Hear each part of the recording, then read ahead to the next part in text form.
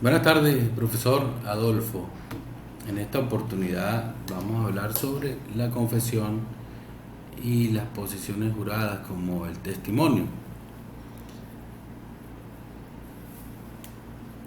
En este caso tenemos la confesión que se define como una declaración desfavorable que hace una parte dentro o fuera del proceso, pero cuando se incorporan al mismo produce efectos perjudiciales para el declarante. Esto sí nos referimos al derecho del proceso civil, pero como nos referimos a la prueba como tal, la confesión vendría a ser un medio de prueba judicial que consiste en una declaración de ciencia o conocimiento que es hecha por quien es parte en el proceso durante el mismo o antes que éste se produzca. Podemos decir que la confesión es una declaración voluntaria que hace la persona dentro de un proceso judicial. Esto más adelante vamos a ver cuáles son los pormenores sobre este tipo de confesión. La confesión tiene tres elementos: objetivo, forma y subjetivo. El objeto es el elemento material, es sobre lo que se está declarando. La forma es cómo va a configurar esa confesión, esa declaración, esa confesión.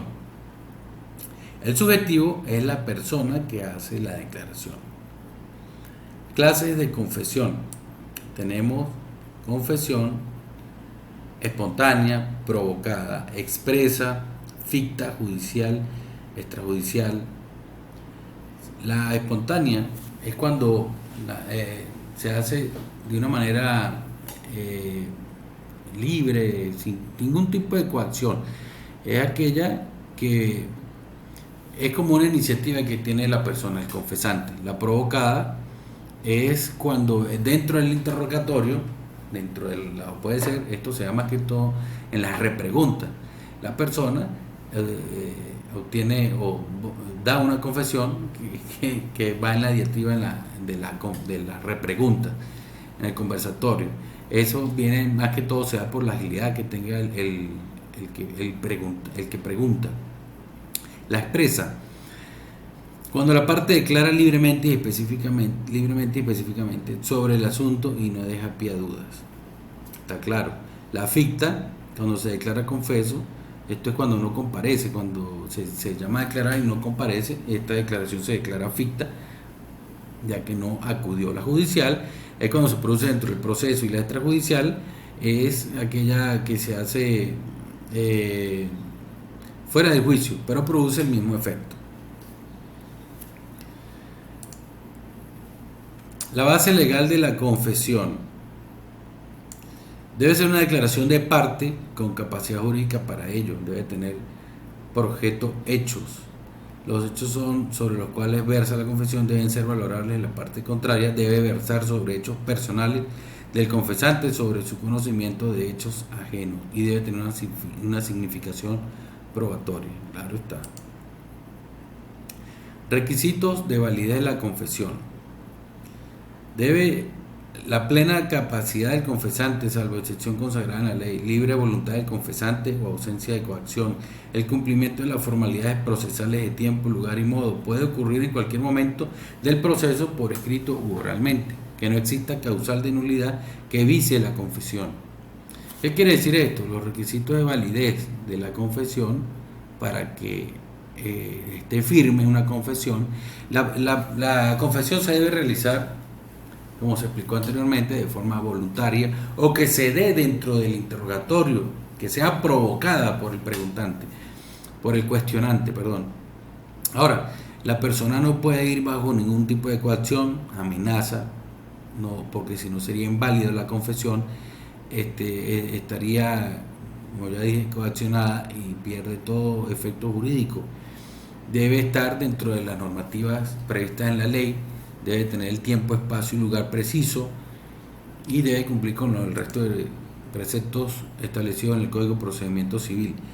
Los requisitos para la eficacia de la confesión: la disponibilidad objetiva del derecho o de la obligación que se deduce en lo confesado, la legitimación para el acto, si es representante o apoderado, y la conducencia o idoneidad como medio de prueba del hecho confesado. La pertinencia del hecho confesado, que el hecho confesado no sea contrario a otro que goce de notoriedad. Las posiciones juradas.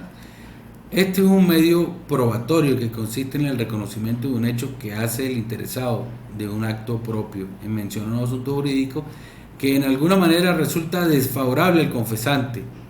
Las posiciones juradas son una serie de repreguntas que le formula de modo asertivo una parte a la otra parte para obtener de esta una confesión en el proceso.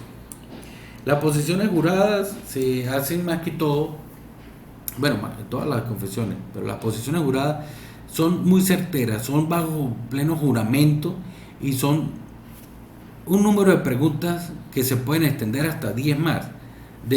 Son 20 preguntas que pueden hacer las posiciones juradas, muy certeras, y deben contestarlas. De no asistir, la persona citada para estas posiciones juradas va a quedar por confesa estas respuestas. Aquí dice, son un mecanismo para obtener la confesión en un proceso civil con el compromiso manifestado a través del juramento. Esto también se da mucho en los juicios agrarios, este modo de posiciones juradas. Acá tenemos un esquema de las posiciones juradas, ¿verdad? Una parte somete al interrogatorio por la parte contraria. Se fundamenta en el artículo 403 al 419 del Código de Procedimiento Civil. Sujeto interrogar a la parte contraria para que confiese sobre los hechos controvertidos. Y su eficacia está dada con la plena prueba, son de plena prueba cuando las partes se absuelven recíprocamente, es decir, cuando se preguntan recíprocamente. Obligatoriedad de las posiciones juradas está establecida en el 406 del Código de Procedimiento Civil. Las posiciones juradas, como lo establece el Código, allí no vamos a redundar con lo que dice el Código. Pueden ser llamados a la solución de las posiciones juradas las partes, los apoderados por los hechos realizados en nombre de su mandante, siempre que subsista el mandato, los representantes de los incapaces en las personas jurídicas, del representante que ella tenga establecido en su estatuto. Excepción de la obligatoriedad de comparecer, establecido en el 408 del CPC. No están obligados a comparecer al tribunal a resolver posiciones juradas aquellas eximidas por la ley, establecido en el Código. La prueba testimonial es un medio probatorio constituido por la declaración jurada que aporta un testigo que no es parte del procedimiento.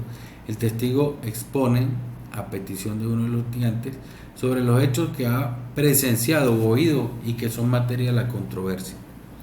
Estas testimoniales tienen que cumplir ciertos requisitos preceptuados en el Código de Procedimiento Civil y se debe tener en cuenta los grados de consanguinidad, los grados de laboral. Esto tiene ciertos presupuestos que se deben cumplir. De no ser así, ahí están expuestos, vulnerables a que se pida una nulidad de la confesión o los testigos no sean válidos sus testimonios. Aquí tenemos la apreciación sobre la confesión, declaración de parte y la admisión de hecho.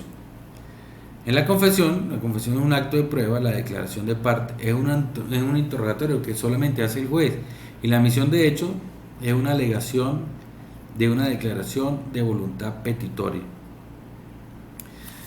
Esto lo podemos explicar. La confesión pues es un acto judicial, es un acto probatorio dentro de un proceso judicial, dentro de un litigio. La declaración de parte, esto es algo que ante el juez es un conversatorio que tiene el juez directamente con la persona que está haciendo dicha declaración. Y la admisión de hecho, esto es una autoría de una persona sobre unos alegatos que está asumiendo, ¿sí? La confesión, por otra parte, es un sujeto de prueba que pueden aportar cualquiera de las partes. La declaración de parte produce efecto de confesión en contra del interrogado y la admisión de hechos proviene solo del demandado. Confesión espontánea y provocada. Como lo dijimos al principio, la confesión espontánea está dada cuando la persona expresa voluntariamente, voluntaria y abiertamente expone su confesión, ¿sí? Plantea entonces la confesión voluntaria, dice que es aquella por la parte en forma libre y espontánea sin ningún tipo de especie de coacción.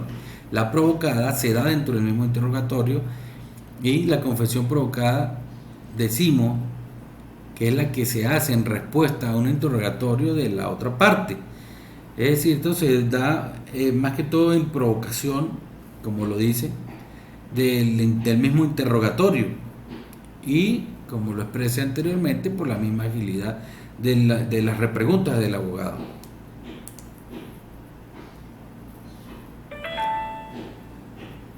Acá un esquema sobre las preguntas y repreguntas. Estructura cronológica de la controversia en las preguntas. Y las repreguntas, su estructura es más temática. Las preguntas acreditan la veracidad de los hechos y constituye y arma la litis. Las repreguntas desacredita, trata de desacreditar, de tumbar lo alegado por el cuestionado, resta y quita. Acá tenemos un esquema de la prueba. Está conformada por el principio de verdad material, donde la autoridad judicial verificará su veredicto a través de unos medios, ¿sí?, que están establecidos en el CPC, ¿sí?, que son unos medios legales de prueba, y emitirá una confesión o declaración de testigo. La confesión es la parte que admite total o parcialmente, hablando de los hechos. La veracidad del hecho controvertido puede ser de parte de personas colectivas o litisconsorte. Serían varios. Y la declaración de testigo, toda persona mayor de 16 años podrá ser propuesta como testigo. Muchas gracias, profesor.